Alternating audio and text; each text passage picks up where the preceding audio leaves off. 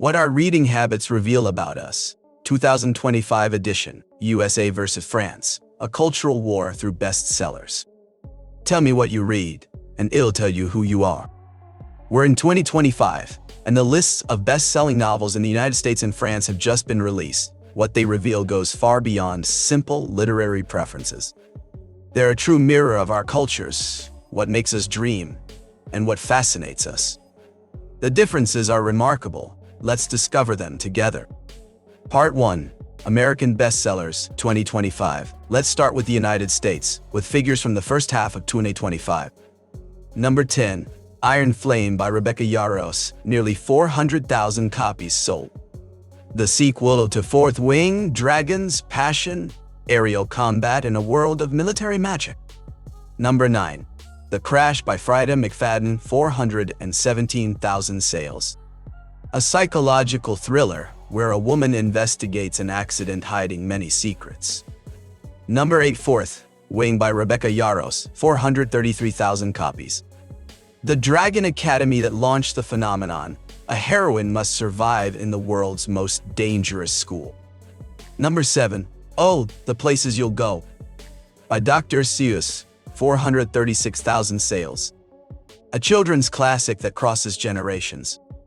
Number 6. Atomic Habits by James Clear, 439,849 copies. The personal development phenomenon, how to transform your life through small habits. Number 5. Onyx Storm by Rebecca Yarros, 449,000 sales. Volume 3 of the Empyrean series, Rebecca Yarros places 3 books in the top 10, a rare achievement. Number 4. The Housemaid by Freida McFadden, 490,000 copies. A housekeeper discovers disturbing secrets at her employer's home. Number 3. Big Jim Begins by Dav Pilkey, 500,868 sales. The 13th volume of Dogman, a very popular youth series. Number 2. Sunrise on the Reaping by Suzanne Collins, 1.69 million copies. The Return to the Hunger Games universe, a prequel set 24 years before Katniss. And number 1. The Let Them Theory by Mel Robbins, 1.76 million copies sold. A personal development book based on the idea of letting go and stopping trying to control what's beyond our control. This ranking is revealing. Rebecca Yarros places 3 books in the top 10. Romantasy. This blend of romance and fantasy is experiencing considerable success. But also note the strong presence of personal development, number 1 and number 6. Americans don't just read to escape, they also read to evolve, change their habits, transform their lives. It's a very pragmatic approach to reading. It must serve a purpose, improve daily life. Part 2. French Bestsellers 2025. Let's now turn to France with the August 2025 ranking. The observation is striking. The top 3 spots are all occupied by the same author, Freida McFadden. Number 3. The Housemaid Gets Married, Volume 3. The 3rd installment of a saga where appearances are always deceiving. Number 2. The Housemaid's Secret, Volume 2. Revelations unfold, every character hides something. Number 1. The Housemaid, Volume 1. The phenomenon of the year, this psychological thriller has captivated hundreds of thousands of French readers. In the rest of the top 10, number 4. The Co-Worker by Freida McFadden. Her again, 5 of her books appear in the top 10 Jaiwei. Number 6. Plus Grand Ciel, Bigger Than the Sky by Virginie Grimaldi. A French novel about family, life's trials, and resilience. Number 7. The Teacher by Freida McFadden. Her 5th book in the top 10 Daji. Number 8. Les Assassins de l'Aube Assassins by Michel Boussy-Doc. The French thriller master with a new complex plot. Number 9. Les Guerriers de Winter Warriors by Olivier Noret. An intense and dark French crime novel. Number 10. Veilleur sur elle, Watching Over Her by Jean-Baptiste Andrea. Prix Goncourt winner, a literary novel about love and sacrifice. Freida McFadden occupies 5 of the top 10 positions. That's exceptional. This American author offers psychological thrillers with constant twists. Nothing is ever what it seems. Characters are ambiguous. Revelations continue until the last page. The French are clearly seeking this type of narrative. Complex, surprising, forcing them to question what they thought they understood. Alongside McFadden, we find recognized French authors. Bussy, Norek, Grimaldi, and a Prix Goncourt winner. Thriller and literature coexist. Part 3. The comparison. Let's now put these two lists in perspective. First, the numbers. The American bestseller reaches 1.76 million copies. In France, sales are counted in tens or hundreds of thousands. The American market remains much larger in volume. But beyond the numbers, let's look at the content. In the United States, 3 romantic fantasy books, Rebecca Yarros, 2 personal development books in the top 6, some thrillers, youth classics in France, 5 psychological thriller books, Freida McFadden. French crime novels, Bussy, Norek, a Prix Goncourt winner. French feel-good novels, Grimaldi. The contrast is clear.